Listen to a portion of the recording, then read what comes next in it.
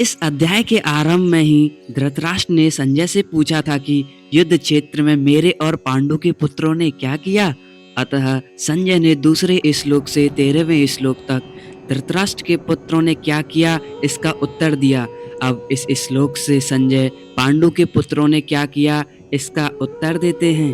भगवद गीता अध्याय 1 श्लोक 14। संजय उवाच ततः श्वेतेर्हर्ये युक्ते महती स्यन्दने स्थितो माधव पाण्डवाश्चैव दिव्यशंखो प्रदध्मतु।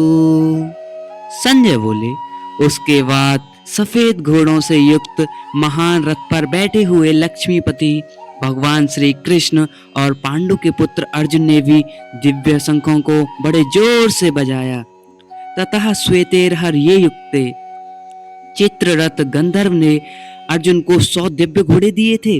इन घोड़ों में यह विशेषता थी कि इनमें से युद्ध में कितने भी घोड़े क्यों न मारे जाएं, पर ये संख्या में 100 के 100 ही बने रहते थे, कम नहीं होते थे। ये पृथ्वी, स्वर्ग और आदि सभी स्थानों में जा सकते थे। इन्हीं 100 घोड़ों से सुंदर और सुसज्जित 4 सफेद घोड़े अर्जुन के रथ में जुटे हुए थे। महती स्यंदने स्थितो, यज्ञों में आहुति रूप से दिए गए घी को खाते खाते अग्नि को अजीर्ण हो गया था। इसलिए अग्निदेव खांडव वन की विलक्षण विलक्षण जड़ी बूटियां खाकर अपना अजीर्ण दूर करना चाहते थे, परंतु देवताओं के द्वारा खांडव वन की रक्षा की जाने के कारण अग्निदेव अपने कार्य में सफल नहीं हो पाते थे। वे जब जब खांडव वन को जलाते तब तब इंद्र वर्षा कर देते, उसको बुझा देते। अंत में अर्जुन की सहायता से अग्नि ने उस पूरे वन को जलाकर अपना अजीर्ण दूर किया और प्रसन्न होकर अर्जुन को यह बहुत बड़ा रथ दिया। 9 बैलगाड़ियों में जितने अस्त्र शस्त्र आ सकते थे उतने अस्त्र शस्त्र इस रथ में पड़े रहते थे। यह सोने से मढ़ा हुआ और तेजोमय था। इसके पहिए बड़े ही दृढ़ और विशाल थे। इसकी ध्वजा बिजली के समान चमकती थी। यह ध्वजा 1 योजन यानी कि 4 कोस तक फहराया करती थी। इतनी लंबी होने पर भी इसमें न तो बोझ था, न यह कहीं रुकती थी और न कहीं वृक्ष आदि से अटकती ही थी। इस ध्वज पर हनुमान जी विराजमान थे। स्थितो कहने का तात्पर्य है कि उस सुंदर और तेजोमय रथ पर साक्षात भगवान श्री कृष्ण और उनके प्यारे भक्त अर्जुन विराजमान होने के साथ इस रथ की शोभा सुसज्जित हो रही थी। माधव पांडवाश्चैव, माँ नाम लक्ष्मी का है और धव नाम पति का, अतः माधव नाम लक्ष्मीपति का है। यहाँ पांडव नाम अर्जुन का है क्योंकि अर्जुन सभी पांडवों में मुख्य है। पांडवा नाम धनंजय, अर्जुन नर के और श्री कृष्ण नारायण के अवतार थे। महाभारत के प्रत्येक पर्व के आरंभ में नर अर्जुन और नारायण भगवान श्री कृष्ण को नमस्कार किया गया है। नारायणम नमस्कृतम नरः चैव नरोत्तम। इस दृष्टि से पांडव सेना में भगवान श्री कृष्ण और अर्जुन ये दोनों मुख्य थे।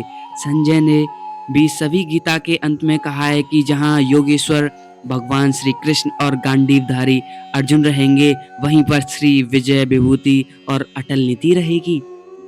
दिव्यो शंखो प्रदध्मतु, भगवान श्री कृष्ण और अर्जुन के हाथों में जो शंख थे वे तो तेजों में और अलौकिक थे। उन शंखों को उन्होंने बड़ी जोर से बजाया।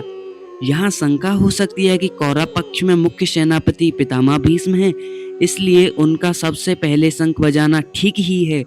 परंतु पांडव सेना में मुख्य सेनापति धृष्टद्युम्न के रहते हुए ही सारथी बने हुए भगवान श्री कृष्ण ने सबसे पहले शंख क्यों बजाया? इसका समाधान यह है, भगवान सारथी बने चाहे महारथी बने, उनकी मुख्यता कभी मिट नहीं सकती। वे जिस किसी भी पद पर रहें सदा सबसे बड़े ही बने रहते हैं, कारण कि वे अच्युत हैं, कभी च्युत नहीं रहते। पांडव सेना में भगवान श्री कृष्ण ही मुख्य थे और वे ही सबका संचालन करते थे। जब वे बाल्यावस्था में थे उस समय भी नंद उपनंद आदि उनकी बातें मानते थे, तभी तो उन्होंने बालक श्री कृष्ण के कहने पर परंपरा से चली आई इंद्र पूजा को छोड़कर गोवर्धन पूजा करनी शुरू कर दी। तात्पर्य है, भगवान जिस किसी अवस्था, जिस किसी स्थान और जहाँ भी रहते हैं वहाँ वे मुख्य ही रहते हैं। इसलिए भगवान ने पांडव सेना में सबसे पहले शंख बजाया। जो छोटा होता है वही ऊंचे स्थान पर नियुक्त होने से बड़ा माना जाता है। अतः जो ऊंचे स्थान के कारण अपने को बड़ा मानता है वह स्वयं वास्तव में छोटा होता है, परंतु जो स्वयं बड़ा होता है वह जहाँ भी रहता है उसके कारण वह स्थान बड़ा बन जाता है। जैसे भगवान यहाँ सारथी बने हैं तो उनके कारण यह सारथी स्थान भी ऊंचा हो गया है। बोलिए जय श्री कृष्ण।